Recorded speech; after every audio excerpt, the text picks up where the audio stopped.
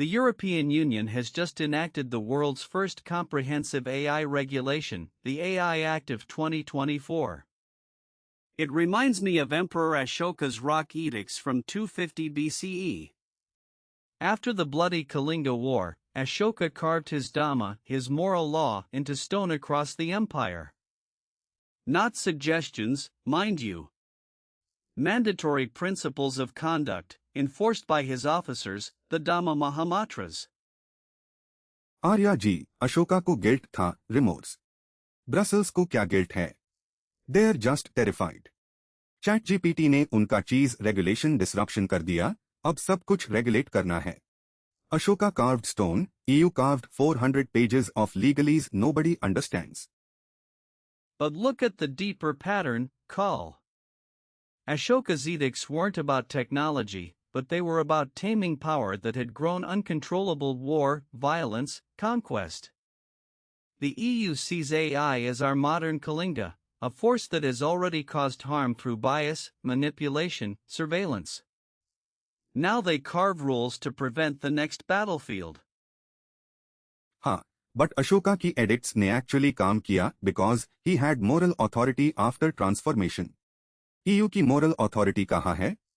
America trains the models, China deploys them at scale, और Europe बोलता है risk categories बनाओ. It's like refereeing a match you are not even playing. True, but Ashoka also faced that paradox. His edicts were written in Prakrit, Greek, Aramaic languages of the people he'd conquered, not his own court's Sanskrit. He was regulating an empire he no longer fully controlled. Yet those stones survived 2,000 years. Sometimes the act of articulating principles outlasts the power to enforce them. Interesting point. लेकिन ground reality देखो, Brussels finds companies, but Silicon Valley writes the code. Beijing surveils citizens, but claims AI sovereignty. EU's edicts might survive as philosophy, power enforcement. Ashoka had armies. EU has stern letters and GDPR templates. Perhaps that's precisely the evolution. Ashoka moved from the sword to the stone, from enforcing through violence to enforcing through shared values.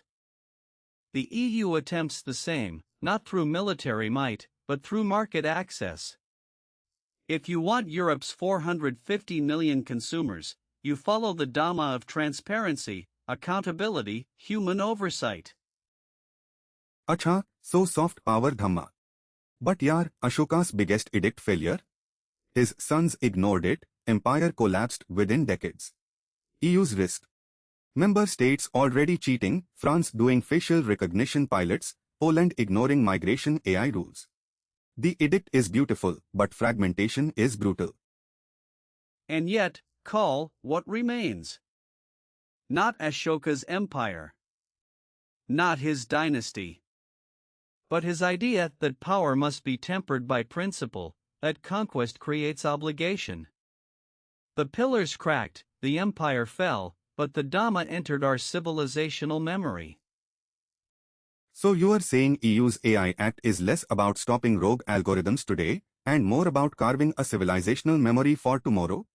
A reminder that humanity tried to put ethics before efficiency, even if the execution was imperfect. Exactly. Whether Brussels or Pataliputra, the pattern holds. Those who wield unprecedented power eventually realize they must limit it, not to survive politically, but to survive morally in history's judgment. So basically, Europe is writing edicts for an empire it doesn't have, hoping future generations read the stones and remember someone tried to tame the machine before the machine tamed us.